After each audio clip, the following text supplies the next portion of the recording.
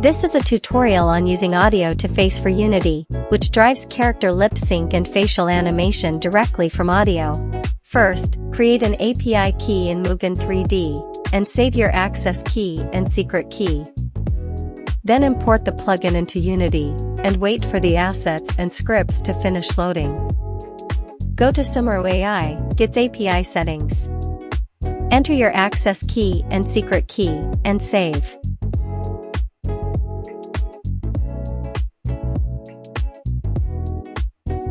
Next, open the included sample scene, and load the test character.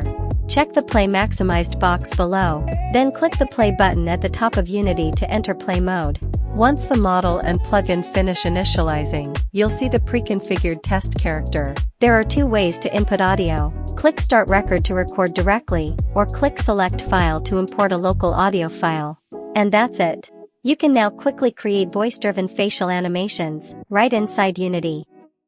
Hello everyone, it's a pleasure to meet you all. I wonder if you have ever noticed